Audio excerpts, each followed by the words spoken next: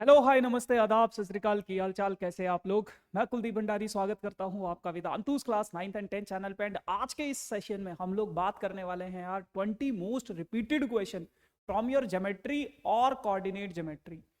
कौन से वो ऐसे 20 क्वेश्चन है जो आप लोगों के पास आ सकते हैं आपके फाइनल बोर्ड्स एग्जामिनेशन में कोऑर्डिनेट ज्योमेट्री और ज्योमेट्री से, और ये पिछले कई सालों से रिपीट होते हुए आ रहे हैं। तो उन क्वेश्चंस के बारे में हम आज के सेशन में डिस्कस करेंगे एंड लेट्स सी कि कैसे कैसे क्वेश्चंस है, किस टाइप के क्वेश्चंस है और कैसे आप अपने उन क्वेश्चंस को सॉल्व कर सकते हैं। तो यार जैसे कि आप लोग देख रहे हो कि पहला सवाल आप लोगों की स्क्रीन पे ये है। तो इस सवाल में आगे बढ़ने से पहले आप लोगों के लिए सबसे पहली चीज, वीडियो को लाइक कर दो, शेयर कर दो, चैनल को सब्सक्राइब जरूर करना ताकि सही टाइम पे रेलेवेंट जानकारी आप लोगों को मिल सके। एंड उसके अलावा देखो, आप लोगों के लिए एक बहुत अमेजिंग सी न्यूज है। पहली तो ये है कि अगर आपको इस सेशन के हैंड रिटन नोट्स चाहिए तो उसका लिंक सेशन के डिस्क्रिप्शन में है। डिस्क्रिप्शन से आप हैंड रिटन नोट्स ले सकते हो। दूसरी चीज थोड़ी देर बाद बताऊंगा, पहले ये सवाल कर लेते हैं। A vertical pole of length 6 metre cast a shadow of 4 metre long on the ground and at the same time the tower cast a shadow of 28 metre long. Find the height of the tower. कह रहे कि एक vertical पोल है यार, ठीक है, एक vertical पोल है। इस पोल की जो हाइट है कितनी है, 6 मीटर इसकी क्या है, हाइट है। और इसकी जो शैडो है वो कितनी है, 4 मीटर की इसकी शैडो है। और उसी टाइम पे एक दूसरा पोल है, उसी टाइम पे एक दूसरा पोल है जिसकी शैडो की लेंथ कितनी है, 28 मीटर है और उसकी हाइट कितनी है, x मीटर है। ठीक है, आपको उस टावर की हाइट निकालनी है। कैसे निकालोगे? आपको पता है यार ये एंगल 90 डिग्री का है, ये एंगल 90 डिग्री का है। सेम टाइम का मतलब है ये दोनों के दोनों एंगल भी सेम होंगे। सेम टाइम का मतलब है ये दोनों एंगल्स भी सेम होंगे। या तो आप ट्रिग्नोमेट्री का यूज कर लो या तो सिमिलैरिटी का यूज कर लो। दोनों के दोनों ट्राइंगल्स क्या हो जाएंगे, सिमिलर। एंगल एंगल क्राइटेरिया से, क्योंकि दो एंगल बराबर हैं तो एंगल एंगल क्राइटेरिया से सिमिलर हो गए। अब अगर दोनों ट्राइंगल सिमिलर हैं तो दोनों की कॉरस्पॉन्डिंग साइड्स का रेशो, दोनों की कॉरस्पॉन्डिंग साइड्स का रेशो सेम हो जाएगा। 7 6 कितना हो जाएगा, 42। तो x की वैल्यू कितनी आ जाएगी आपके पास, 42। ठीक है जी। तो इस तरीके से आप लोगों को इन क्वेश्चंस को सॉल्व करना होता है। आगे बढ़ते, आगे बढ़ने से पहले जो जरूरी जानकारी आप लोगों को मैं देना चाहता हूं वो ये है, अगर आप लोगों को ऐसा लगता है कि हमें प्रैक्टिस के कुछ प्रैक्टिस पेपर्स की जरूरत है, तो यार वेदांतु आप लोगों को दे रहा है साल 2024 के प्रैक्टिस पेपर। साल 2024 के प्रैक्टिस पेपर जो कि आप एक्सेस कर सकते हो सिर्फ एक ही क्लिक से। ये लिंक आपके डिस्क्रिप्शन में है।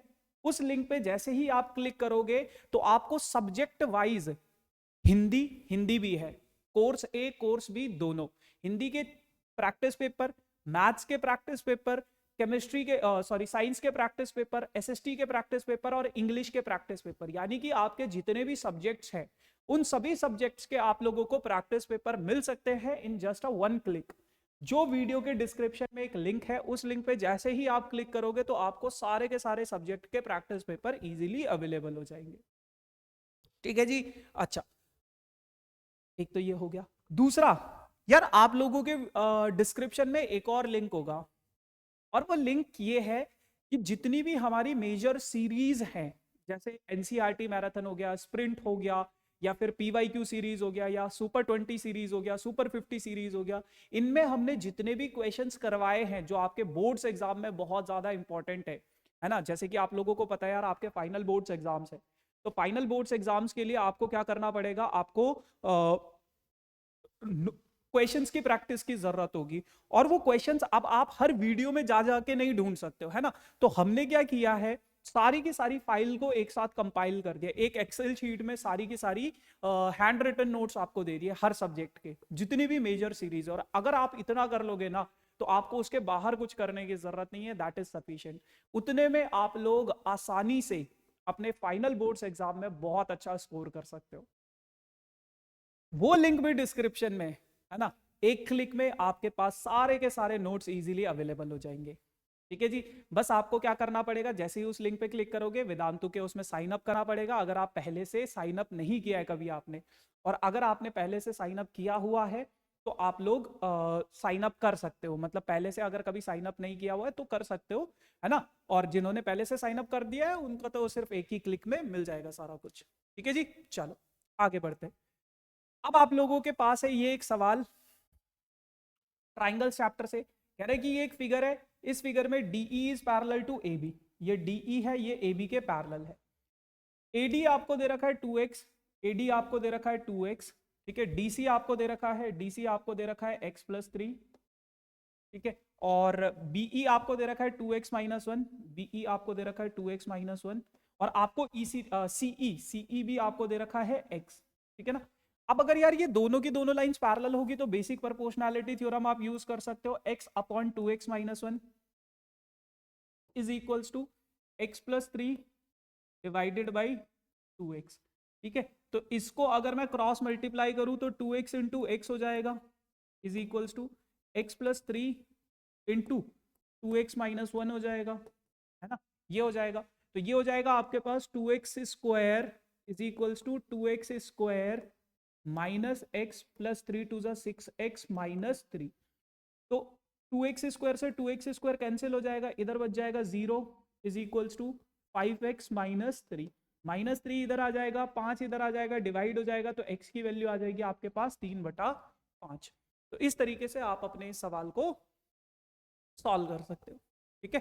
चलो अगला सवाल बहुत इंपॉर्टेंट है, आपकी एनसीईआरटी का क्वेश्चन है। आपके पास ये फिगर दे रखा है, इन दोनों फिगर में आपको ए बी और ए बी डी और ई सी एफ इन दोनों ट्राइंगल को कॉन्ग्रुएंट प्रूव करना है, और आपको दिया गया है कि ए बी और ए सी बराबर है और ये परपेंडिकुलर है। तो सबसे पहले आप अपने ए बी सी ट्राइंगल में देखो, ये ए है, ये बी है, ये सी है।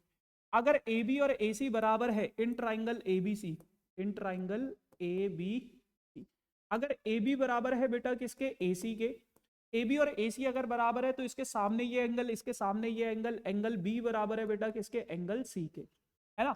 एंगल बी और एंगल सी क्या हो जाएंगे, आपस में बराबर हो जाएंगे। अब अगर ये दोनों एंगल्स आपस में बराबर हैं अगर ये दोनों एंगल्स आपस में बराबर हैं तो इसका मतलब क्या हो जाएगा, मतलब कुछ नहीं होगा, एंगल बी और एंगल सी बराबर हो जाएंगे। अब आप लोगों को क्या करना है, अब आप लोगों को अपने इन दोनों ट्राइंगल्स में देखना है A B D and E C F, A B D and E C F. अगर मैं इन दोनों ट्राइंगल्स में देखूंगा, ये ए है, ये बी है, ये डी है, और ई सी एफ ये क्या है, ई एफ, ये 90 डिग्री का है, 90 डिग्री का है, ये एंगल बी और एंगल सी बराबर है। तो क्या ये दोनों के दोनों ट्राइंगल एंगल एंगल क्राइटेरिया से सिमिलर नहीं हो जाएंगे? आप बोलोगे भैया बिल्कुल हो जाएंगे एंगल एंगल क्राइटेरिया से सिमिलर, क्योंकि किन्हीं दो ट्राइंगल्स में अगर दो एंगल्स बराबर होते हैं तो एंगल एंगल क्राइटेरिया से दोनों ट्राइंगल्स क्या हो जाएंगे, सिमिलर हो जाएंगे, ठीक है जी। चलो अगला सवाल, if the side AB, BC and median AD of triangle ABC are proportional to the corresponding sides PQ, QR and median PM, ये one of the very very very important question है आप लोगों की एनसीईआरटी का। इस question में आप लोगों के पास बेटा दो ट्राइंगल्स हैं, इन दोनों ट्राइंगल्स की अगर मैं बात करूं, एक है बेटा ABC और एक है बेटा आप लोगों के पास PQR, है ना। इन दोनों ट्राइंगल्स में PQR, इन दोनों ट्राइंगल्स में अगर मैं देखूं तो ये आप लोगों के पास क्या है, AD, AD मीडियन है, AD, एंड इधर क्या है, पीएम आपके पास क्या है, मीडियन। मीडियन का मतलब क्या होता है, जो आपके बेस को दो बराबर हिस्सों में डिवाइड कर दे। फिर उसके बाद आप लोगों को कुछ गिवन चीजें दे रखी है। गिवन आप लोगों के पास क्या है, गिवन आप लोगों के पास है कि एबीसी एक ट्राइंगल है जिसमें A B upon P Q, A B upon P Q बराबर है बेटा किसके, B C upon Q R, और वो बराबर है बेटा किसके, मीडियन के ratio A D upon P M. ये तीन रेशोज आपके पास क्या है, बराबर हैं ये तीन रेशोज आपके पास क्या है, बराबर है। और आपको ये प्रूफ करना है कि ये दोनों के दोनों ट्राइंगल्स आपस में क्या है, सिमिलर है। ये दोनों के दोनों ट्राइंगल्स क्या है, आपस में सिमिलर है। कैसे करोगे, सबसे पहले आप अपने इस BC अपॉन क्यू आर के रेशो को देखो। देखो BC अपॉन क्यू आर मैंने यहां पे लिख दिया, BC upon Q are. BC upon Q are को क्या मैं ऐसे लिख सकता हूं, BD plus DC upon QM plus MR, ऐसे लिख सकता हूं, बिल्कुल लिख सकता हूं। तो BC upon Q R as it is, और इसको B D plus B C, तो B D 2 times of B D हो जाएगा, क्योंकि बी डी और डी सी बराबर है तो 2 टाइम्स ऑफ बी डी हो जाएगा, divided by 2 times of Q M हो जाएगा, क्योंकि ये दोनों के दोनों बराबर हैं, 2 से 2 कट जाएगा, तो B C upon Q R जो है वो किसके बराबर आ जाएगा बेटा, B D upon Q M के इक्वल आ जाएगा। ये रिलेशन याद रखना बस। अब जो भी मुझे प्रूव करना है उससे पहले मैं इन दोनों ट्राइंगल्स में देखूंगा, in triangle A B D and triangle P Q M, P Q M. अगर मैं इन दोनों ट्राइंगल्स में देखूं A B D and P Q M, ठीक है, तो अगर मैं इन दोनों ट्राइंगल्स को देखूं, इन दोनों ट्राइंगल्स में आप लोगों के पास क्या है, A B upon P Q, A B upon P Q है ना, is equals to A D upon P M, A D upon P M के इक्वल दे रखा है, ये बराबर, ये गिवन है, is equals to B C upon Q R है, तो इस B C upon Q R की जगह पे क्या मैं B D upon Q M लिख सकता हूँ, B D upon Q M लिख सकता हूं। यहां पे आप रीजन लिख लेना, क्योंकि B C upon Q R जो है वो किसके बराबर है, B D upon Q M के बराबर है ना, B D upon Q M के बराबर है। अब अगर इन दोनों ट्राइंगल्स में तीनों साइड्स का रेशो सेम है, अगर दोनों ट्राइंगल्स में तीनों साइड्स का रेशो सेम है, तो triangle A B D is similar to the triangle P Q M हो जाएगा, दोनों के दोनों ट्राइंगल सिमिलर हो जाएंगे by side side side criteria से। और अगर दोनों ट्राइंगल्स आपके पास सिमिलर हैं, अगर दोनों ट्राइंगल्स आपके पास सिमिलर हैं, तो क्या आप ये बोल सकते हो कि एंगल बी और एंगल क्यू बराबर हैं, क्योंकि अगर दो ट्राइंगल सिमिलर होते हैं तो उनके कॉरेस्पॉन्डिंग एंगल्स आप लोगों के पास क्या होता है, बराबर होता है, ठीक है। अब अगर मैं दोनों ट्राइंगल्स को देखूं, बड़े वाले दोनों ट्राइंगल्स को, ए बी सी और पी क्यू आर को देखूं, ए बी सी और पी क्यू आर, इन दोनों ट्राइंगल्स को देखो, ये एंगल और ये एंगल, तो अगर मैं इन दोनों ट्राइंगल्स में देखूं, in triangle ABC and triangle P Q R and triangle P Q R, इन दोनों ट्राइंगल्स में अगर मैं देखूं तो A B upon P Q बराबर है आपके पास B C upon Q R के, है ना, ये दोनों कॉरेस्पॉन्डिंग साइड्स का रेशो तो सेम दे रखा है, ये तो गिवन था ए बी अपॉन ये, है ना, और इनके बीच में बनने वाला एंगल भी आपने बराबर प्रूव कर दिया, यानी कि एंगल बी और एंगल क्यू आपके पास क्या है, बराबर है। तो इसका मतलब क्या है, triangle A B C is similar to the triangle P Q R, और दोनों के दोनों ट्राइंगल्स अगर आपके पास सिमिलर हैं by side angle side criteria, side angle side criteria से दोनों के दोनों ट्राइंगल्स क्या है, सिमिलर है, ठीक है जी। चलो आ जाओ, अब बात करते हैं इस वाले क्वेश्चन की, if triangle ABC and triangle P Q are दोनों के दोनों सिमिलर हैं, और ए बी दे रखा है 9.1, ठीक है, पी क्यू दे रखा है आपके पास 6.5, ठीक है, if the perimeter of triangle P Q R is इतना centimetre and the perimeter of triangle ABC will be what. देखो आपके पास दे रखा है दो ट्राइंगल, एक ट्राइंगल है आपके पास ए बी सी और दूसरा ट्राइंगल दे रखा है आपके पास पी क्यू आर, ये दो ट्राइंगल्स है, इन दोनों ट्राइंगल्स में ए बी दे रखा है आपके पास 9.1, ठीक है, पी क्यू आपके पास दे रखा है पी क्यू आपके पास दे रखा है 6.5, perimeter of P Q are आपके पास दे रखा है 25 सेंटीमीटर, और पेरीमीटर ऑफ एबीसी निकालना है। तो देखो बहुत सिंपल सा है, पेरीमीटर का जो रेशो होता है ना, perimeter of ABC divided by perimeter of P Q are, दोनों ट्राइंगल्स के पेरीमीटर्स का जो रेशो होता है वो इनकी कॉरेस्पॉन्डिंग साइड्स के रेशो के बराबर होता है, यानी कि 9.1 डिवाइडेड बाई 6.5, ठीक है, 13 7 जा 91, 13 5 जा 65, पेरीमीटर ऑफ एबीसी अपन लोगों को निकालना है, perimeter of P Q are हम लोगों को 25 दे रखा है, इज इक्वल्स टू 7/5, काटोगे तो 5, तो 7 5 जा 35, तो perimeter of ABC is equals to 35 centimetre, ठीक है जी। तो ये ऑप्शन नंबर सी आप लोगों के पास करेक्ट आंसर हो जाए, ठीक। चलो आगे बढ़ते हैं, आगे अपन लोगों का ये सवाल है ना, आगे अपन लोगों का ये सवाल है, ABCD is a parallelogram, ABCD एक पैरेललोग्राम है, and E is a point on BC, और E कोई पॉइंट है BC पे, if the diagonal BD intersect AE at F, BD जो है वो F पे इंटरसेक्ट कर रहा है उसको। Prove that AF into FB is equals to EF into FD। देखो इस टाइप का जो सवाल होता है ना, आप लोगों को क्या चीज ध्यान में रखनी है, कभी भी अगर इस टाइप का कोई क्वेश्चन आएगा ना, तो आपको बस ये देखना है यार कि ये AF है कौन से ट्राइंगल का पार्ट है, FB जो है कौन से ट्राइंगल का पार्ट है, EF जो है कौन से ट्राइंगल का पार्ट है। तो आपके पास ये जो जितनी भी जो चीज आपको प्रूव करनी है वो इन दोनों ट्राइंगल्स के पार्ट है, इन दोनों ट्राइंगल्स के पार्ट है। तो आपने क्या कहा, आपने कहा इन ट्राइंगल ADF, अगर मैं triangle ADF and triangle BEF, इन दोनों ट्राइंगल्स में अगर मैं देखता हूं तो इन दोनों ट्राइंगल्स में अगर मैं देखता हूं तो ये दोनों के दोनों, ये एंगल 1 हो गया, ये एंगल 2 हो गया, एंगल 1 बराबर हो जाएगा एंगल 2 के, एंगल 1 बराबर हो जाएगा एंगल 2 के वर्टिकली ऑपोजिट एंगल्स, ठीक है। और ये वाला एंगल 3 है, ये वाला एंगल 4 है, ठीक है। तो एंगल 3 बराबर हो जाएगा एंगल 4 के ऑल्टरनेट इंटीरियर एंगल्स, ये आपके पास हो जाएगा ऑल्टरनेट इंटीरियर एंगल्स। इसका मतलब क्या है, दोनों के दोनों ट्राइंगल्स आपस में क्या हो जाएंगे, सिमिलर हो जाएंगे। दोनों के दोनों ट्राइंगल्स क्या हो जाएंगे, आपस में सिमिलर हो जाएंगे एंगल एंगल क्राइटेरिया से।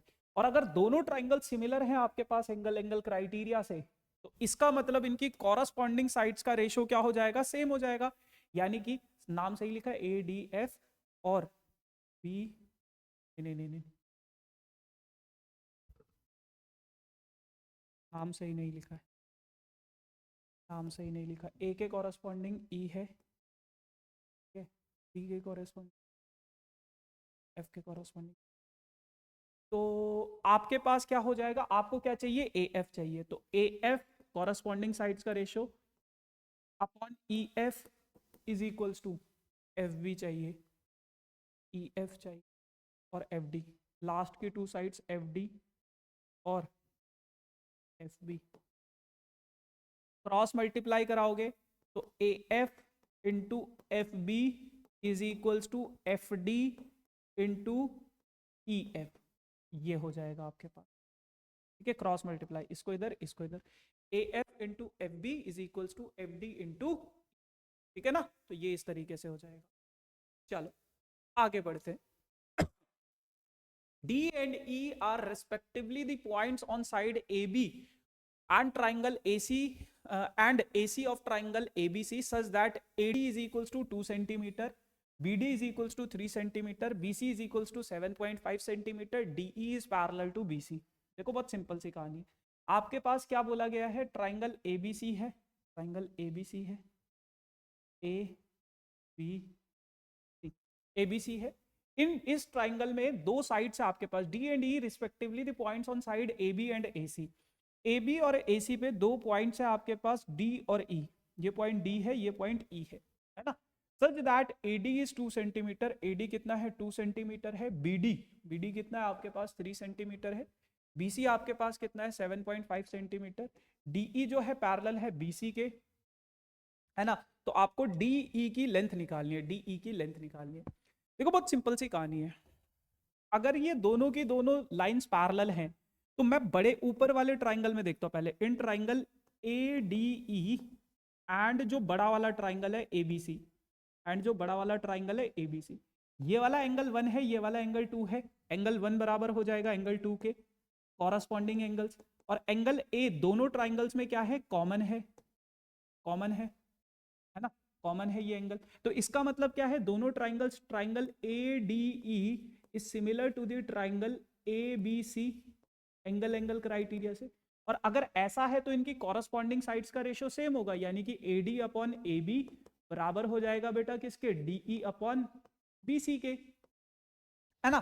तो अगर इतना आप लोगों के पास सेम है तो AD कितना है 2, AB कितना है 3 और 2 कितना हो जाएगा 5, इज इक्वल्स टू DE कितना है मालूम नहीं, नहीं भैया, और BC कितना है 7.5, ठीक है। 7.5 को इधर भेजो तो 7.5 2 से मल्टीप्लाई होगा 15 हो जाएगा, 15/5 यानी कि कितना आ जाएगा, ये 3 आ जाएगा। तो DE की वैल्यू कितनी आ गई है आप लोगों के पास, 3 आ गई,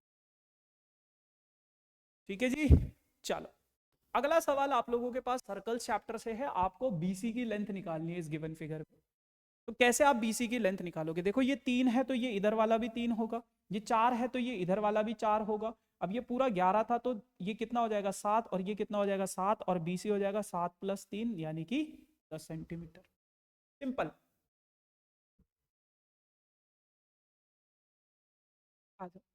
फिर आपके पास ये एक सवाल है, ये बहुत बढ़िया सवाल है। आपको ये वाला एंगल दे रखा है, एंगल PBO दे रखा है 30 डिग्री का। आपको इस एंगल की वैल्यू निकालनी है, PTA। कैसे निकालोगे? देखो, आपके पास ये जो है ये रेडियस है, ये जो है ये भी रेडियस है, और ये जो है ये भी रेडियस है। ठीक है? अच्छा, ये रेडियस है तो ये तीनों साइड्स आपस में बराबर हो जाएंगी। अब ये साइड अगर बराबर है इसके, तो ये वाला एंगल कितना हो जाएगा? 30 डिग्री का हो जाएगा। ठीक है, अब अगर ये 30 डिग्री का है तो ये इधर वाला एंगल कितना हो जाएगा बेटा? 120 हो जाएगा एंगल सम प्रॉपर्टी से, और इधर वाला कितना हो जाएगा? 60। ठीक है, इधर वाला कितना हो जाएगा? 60 हो जाएगा। अब ये क्या है आपके पास? टेंजेंट है। टेंजेंट है, क्या है? टेंजेंट है। टेंजेंट पे रेडियस क्या होता है? परपेंडिकुलर होता है। तो ये पूरा का पूरा एंगल कितना हो जाएगा? 90 डिग्री। ये 60, ये 90, 150, तो ये कितना बच गया आपके पास? 30 डिग्री का। PTA 30 degree. बहुत सिंपल, ये हो जाएगा।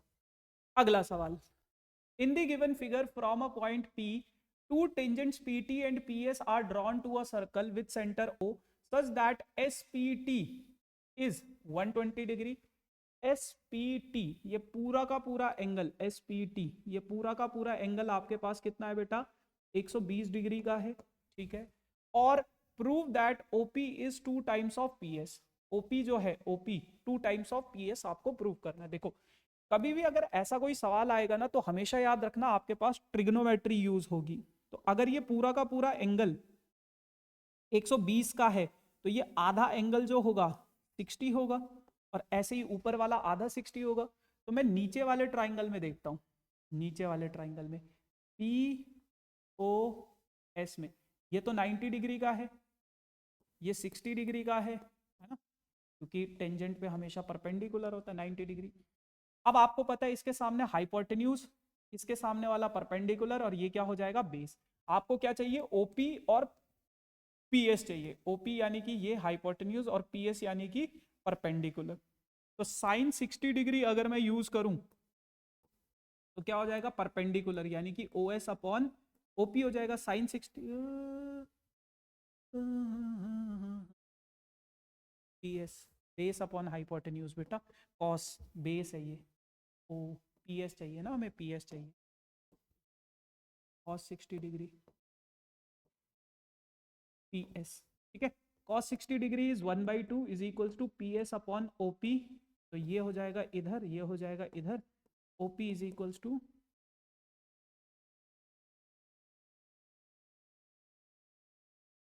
सिंपल। ठीक है जी, अगला सवाल। अगला सवाल, prove that the tangents drawn at the end of a chord of a circle makes equal angle with the chord. देखो, कह रहे कि अगर मैं ये टेंजेंट्स ड्रॉ करता हूं ऐसे, क्या मान लो ये पॉइंट है P, तो ये जो कॉर्ड पे एंगल बनेंगे, ये एंगल आपको इक्वल प्रूफ करने, इक्वल प्रूफ करने। ये मान लो A है, ये मान लो B है। अगर मैं टेंजेंट को ऐसे सेंटर से ज्वाइन कर दूं, तो ये मान लो इधर वाला मान लो X है, इधर वाला मान लो Y है। तो आपको एक चीज तो समझ में आ गई होगी, A प्लस एक्स जो है वो 90 डिग्री के इक्वल है, और B प्लस वाई जो है वो भी 90 डिग्री के इक्वल है, क्योंकि रेडियस हमेशा क्या होता है? परपेंडिकुलर होता है। और क्योंकि ये दोनों साइड बराबर हैं, तो X और Y भी आपस में क्या होंगे? बराबर होंगे। और आपको प्रूफ क्या करना है कि A बराबर है B के। तो अगर बेटा A प्लस एक्स 90 है, B प्लस वाई 90 है, तो A प्लस एक्स जो होगा वो किसके बराबर हो जाएगा? B प्लस वाई के इक्वल हो जाएगा। अब आपको पता है X और Y बराबर हैं तो कट जाएंगे, तो A और B क्या हो जाएगा आपके पास? इक्वल हो जाएगा।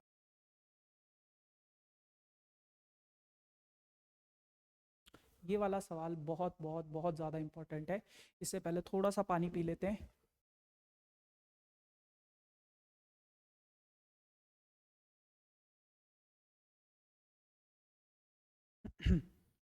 देखो क्या कहता है ये, क्या कहता है? In the given figure PQ is a chord of length 8 centimetre. PQ एक कॉर्ड है, 8 सेंटीमीटर की लेंथ है of a circle of radius 5 centimetre. Circle का जो रेडियस है कितना है बेटा, 5 सेंटीमीटर है, तो ये मैंने मान लिया 5 सेंटीमीटर। ठीक है, अगर ये कॉर्ड की लेंथ 8 सेंटीमीटर है तो बेटा 4 सेंटीमीटर ऊपर होगा, 4 सेंटीमीटर नीचे होगा, क्योंकि सेंटर से पहले क्या करना है, इन दोनों ट्राइंगल्स को कॉन्ग्रेंट प्रूव करना है, करना नहीं है एक्चुअल में, है ना। ये दोनों ट्राइंगल्स कॉन्ग्रेंट है तो ये 90 डिग्री का एंगल होगा, 90 डिग्री का एंगल होगा तो आपके पास ये दो बराबर हिस्सों में बढ़ जाएगा, तो ये 4 हो जाएगा, ये 4 हो जाएगा, और ये कितना है आपके पास, 3 आ जाएगा पाइथागोरस थ्योरम से। ठीक है, अब आपको टीपी की लेंथ निकालनी है। देखो बहुत बेहतरीन सवाल है, बहुत बेहतरीन सवाल है ये। ठीक है, तो ये है आपके पास P, ये है आपके पास O, ये है आपके पास R, ये 5 है, ये 4 है और ये 3 है। इस एंगल को मैंने थीटा मान लिया, तो tan थीटा की जो वैल्यू होगी वो कितनी हो जाएगी बेटा, परपेंडिकुलर अपॉन बेस। ठीक है, अब मैं अपने इस बड़े वाले ट्राइंगल में देखूंगा, इस बड़े वाले ट्राइंगल में, इस बड़े वाले PTO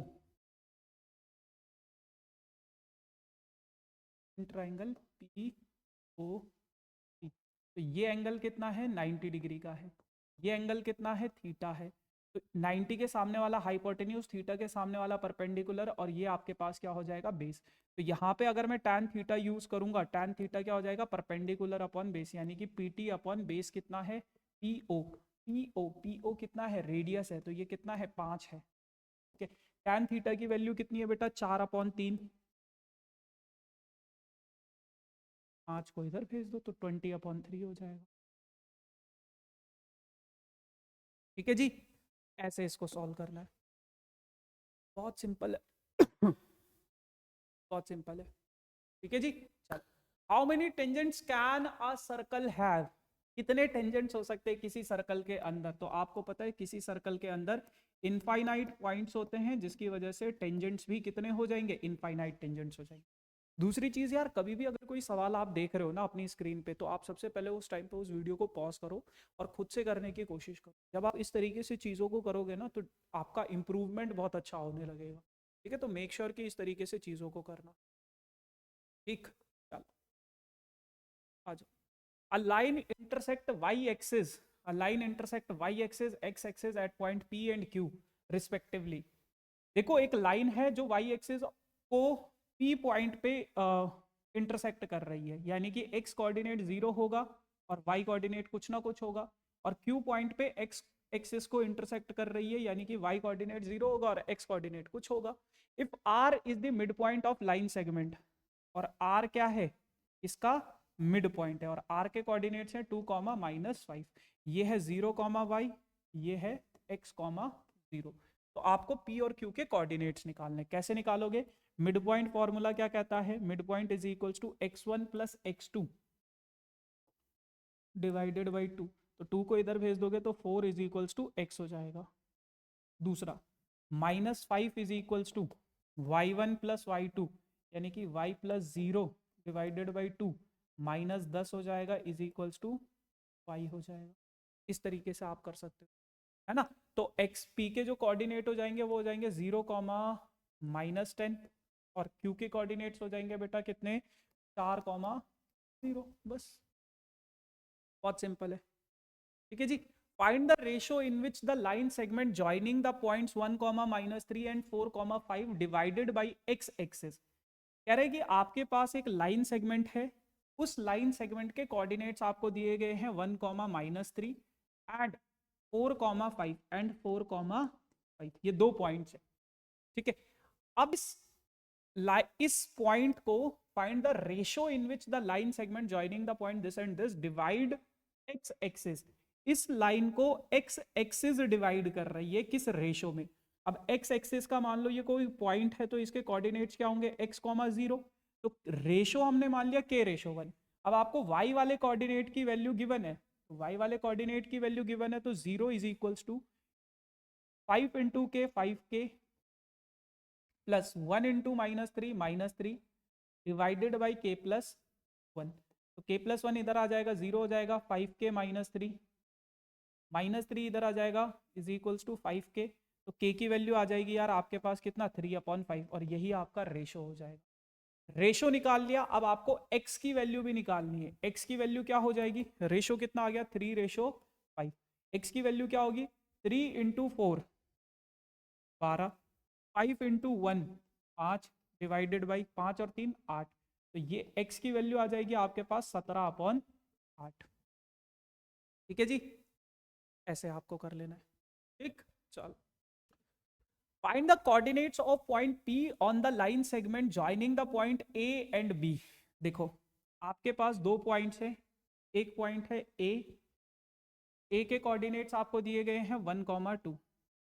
एक पॉइंट है B के कोऑर्डिनेट्स आपको दिए गए हैं 6, 7। ठीक है, और बीच में कोई पॉइंट है P, और AP जो है आपको 2/5 टाइम्स ऑफ AB दे रखा है। तो ध्यान से देखो, AP is equals to 2/5 times of AB, ये दे रखा है। AB को अगर इधर शिफ्ट करूंगा तो AP upon AB is equals to 2/5, है ना, 2/5 हो जाएगा।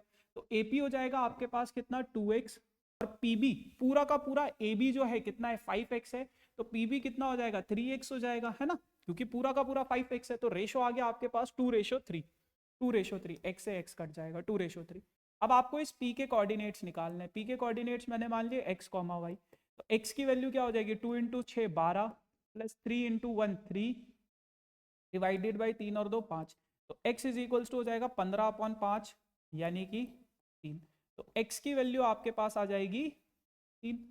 उसी तरीके से y की वैल्यू अगर मैं निकालूं, y की वैल्यू क्या हो जाएगी, 2 into 7 14, plus 3 into 2 6, divided by 3 और 2 5 यानी कि 20/5, यानी कि ये हो जाएगा आपके पास कितना, 4। तो y की वैल्यू कितनी आ जाएगी, 4 आ जाएगी। ठीक है जी, सिंपल सिंपल से सवाल है यार। If the distance of point P from A and B are equal, देखो कोई पॉइंट है आपके पास P के कोऑर्डिनेट्स हैं x, y, ठीक है, और कोई पॉइंट है A, सॉरी, A के कोऑर्डिनेट्स ये हैं, B के कोऑर्डिनेट्स आपको दिए गए हैं -1, 5, और आपको पता है बेटा क्या, कि PA और PB आपस में बराबर हैं, तो इनका स्क्वायर भी आपस में क्या हो जाएगा, बराबर हो जाएगा। अब इनका स्क्वायर अगर आपस में बराबर है तो x2 माइनस x1 यानी कि 5 माइनस x का whole square, plus y2 minus y1 यानी कि 1 माइनस y का whole square, is equals to x2 minus x1, minus minus plus हो जाएगा, x प्लस 1 का whole square, plus y minus 5 का होल स्क्वायर। ठीक है ना, अब आपको वो रिलेशन प्रूव करना है। तो ये क्या हो जाएगा, 5 का square 25, plus x square minus 5 two ज़ा 10x, 1 का square 1, plus y square minus 2y is equals to x square as it is, plus 1 plus 2x plus y square plus 25 minus 10y। देखो एक्स स्क्वायर से x square cancel, y square से y square cancel, कुछ और कटेगा, 25 plus 1 26 हो जाएगा, minus 10x minus 2y इधर बचेगा, इज इक्वल्स टू 1 प्लस 25 कितना हो जाएगा, 26 प्लस 2x माइनस 10y हो जाएगा। 26 से 26 कैंसिल हो जाएगा, माइनस 10x है उधर जाएगा, 10y इधर आएगा, minus 2y plus 10y is equals to 2x plus 10x, तो ये हो जाएगा 8y is equals to 12x, 4 से काटोगे 2y, 4 से काटोगे 3x, तो 2y is equals to 3x के इक्वल आ जाएगा। यही प्रूव करना है। ठीक है जी, अगला सवाल, find the ratio in which the point this divides the line segment joining the point this and this, also find the value of k।